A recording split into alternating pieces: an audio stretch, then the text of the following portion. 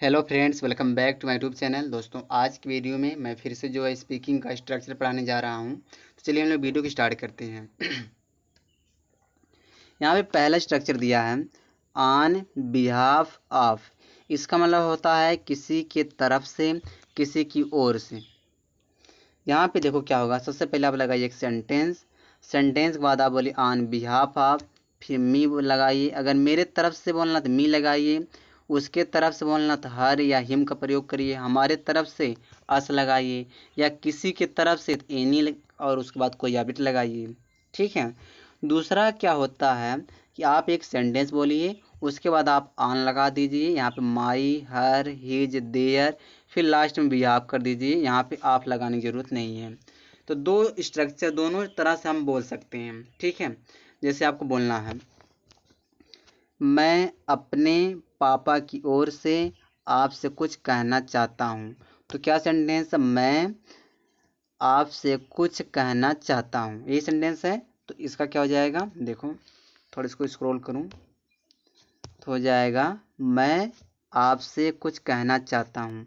I want to say something, ठीक है, to you, मैं आपसे कुछ कहना चाहता हूँ।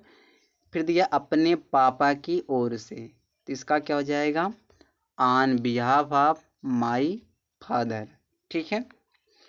दूसरा सेंटेंस देखो, दूसरा जो दिया है, मैं किसी और की तरफ से बात कर रहा हूँ। तो पहले हो जाएगा मैं बात कर रहा हूँ, I am talking to you. ठीक है। किसी और की तरफ से, तो इसका क्या हो जाएगा, on behalf of someone else. ठीक है, on behalf of someone else. चलिए आगे देखिए, वह अपने भाई की तरफ से इस केस को सॉल्व करना चाहता है। तो हो जाएगा वह इस केस को सॉल्व करना चाहता है, he wants to solve this case. फिर क्या कह रहा है, अपने भाई की तरफ से। ठीक है, on behalf of this brother, sorry his brother, his brother हो जाएगा। ठीक है। चलिए आगे देखते हैं, मैं पेशेंट की तरफ से पे करना चाहता हूँ। तो मैं पे करना चाहता हूँ, पहले इसके नीचे लिखिए आई वांट टू पे। अब क्या कह रहा है, पेशेंट की तरफ से।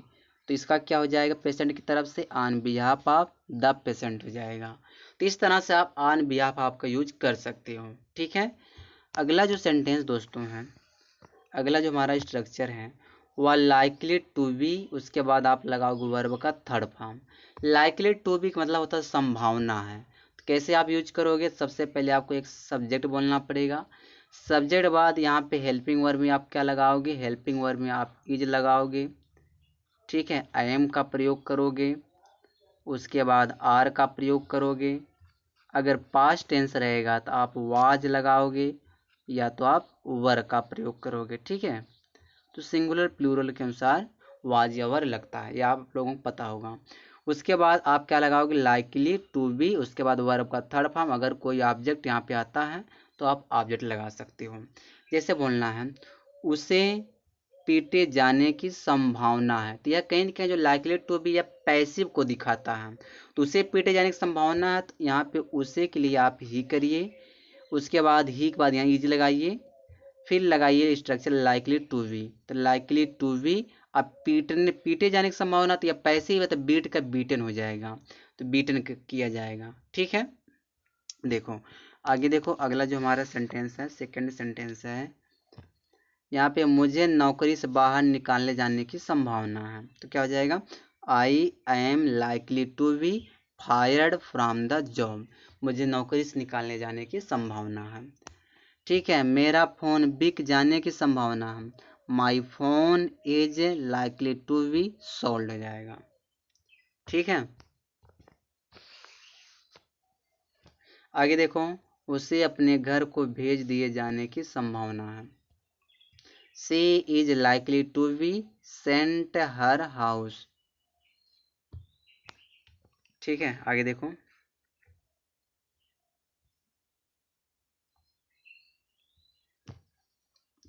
यहाँ पे देखो इज है, एम है, आर है, फिर टू बी है, यहाँ पे वर्ब का थर्ड फॉर्म है। इसका मतलब होता है कोई काम हुआ नहीं अभी बाकी है। इसका मतलब होगा कि जो काम है, मैं लिख दे रहा हूँ काम बाकी है, काम बाकी मतलब वह काम अभी तक हुआ नहीं है, वह काम होना भी बाकी है, इसका मतलब ये निकलेगा। जैसे पहले आप यूज कैसे करोगे, आप लगाओगे सब्जेक्ट, सब्जेक्ट बाद इज, एम, आर, वाज या वर, फिर टू बी वर्ब का थर्ड फॉर्म। ठीक है, उसके बाद अगर ऑब्जेक्ट होगा तो ऑब्जेक्ट लगा देंगे। जैसे यह कमरा साफ होने को है, यानी कि अभी साफ हुआ नहीं, कमरा साफ होना बाकी है, तो आप लगाइए यह कमरा है, तो यह कमरा के लिए हो जाएगा this room is to be cleaned हो जाएगा। यह कमरा साफ होने को या साफ होना बाकी है। ठीक है दोस्तों, आगे देखो, यह मशीन बिकने वाली है, तो this machine is to be sold, यह मशीन बिकने वाली है। आगे देखो अगला जो सेंटेंस है, यह सड़क बनने को है, तो this road is to be built, यह सड़क बनने को है। आगे देखो, एक कमरा तैयार होने को है, one room is to be ready, तो इस कंडीशन में आप जो है is to be, are to be, am to be use कर सकते हो। अगला जो हमारा स्ट्रक्चर दोस्तों वह है इन द वे का, माने परिणाम स्वरूप। तो आप सेंटेंस लगाइए, सेंटेंस में इन द वे का आप लगाइए। इन द वे के बाद अगर कोई वर्ब का फोर्थ फॉर्म आता है तो उसको लिखिए। वर्ब का फोर्थ फॉर्म मतलब होता है वर्ब के फर्स्ट फॉर्म में आईएनजी रूप। ठीक है, उसके बाद कोई नाउन होता है तो आप नाउन लगाइए। तो मैं गवर्नमेंट के रूल रेगुलेशन के अनुरूप चलना चाहिए, तो क्या हो जाएगा, you should go through in the wake of government rules regulation. ठीक है दोस्तों, आगे देखते हैं। कुछ डिस्टरबेंस के कारण कल या बाजार बंद कर दिया गया था, तो दिस मार्केट वाज क्लोज्ड, मतलब कि यह बाजार बंद कर दिया गया था यस्टरडे मैंने कल, इन द वेक ऑफ, ठीक है, के कारण, सम डिस्टरबेंस मतलब कुछ डिस्टरबेंस के कारण।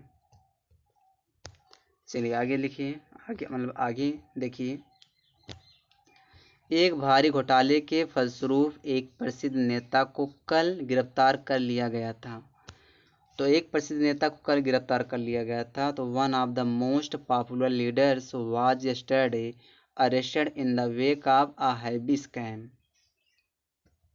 ठीक है, चलिए आगे देखिए, यहाँ पे दिया एक अगला जो स्ट्रक्चर है वह हमारा है गोइंग टू बी, उसके बाद वर्ब का थर्ड फॉर्म लगाइए। तो यह भी कहेंगे पैसिव को दिखाता है, तो सबसे आप सब्जेक्ट लगाइए। यहाँ पे जो helping verb is, am, are, was या वर लगाना रहेगा। गोइंग टू बी वर्ब का थर्ड फॉर्म लगाइए, फिर अगर कोई ऑब्जेक्ट आता तो ऑब्जेक्ट लगाइए। इसका मतलब कोई काम होने जा रहा, अभी हुआ नहीं, होने जा रहा है। जैसे यह काम शुरू होने जा रहा है, तो this work is going to be started हो जाएगा। ठीक है, दूसरा देखो, यह कंपनी बंद होने जा रही है, this company is going to be closed. यहाँ दिया है यह कार बिकने जा रही है, this car is going to be sold. फिर देखो यह कार बनने वाली है, तो this car is going to be repaired. ठीक है, यहाँ दिया है, थोड़ा इसको स्क्रॉल करूं, तुम अरेस्ट होने वाले हो या तुम अरेस्ट होने जा रहे हो, तो क्या हो जाएगा, you are going to be arrested. ठीक है, तो इस कंडीशन में इसको हम गोइंग टू बी लगाते हैं। बस इस वीडियो में यहीं तक है।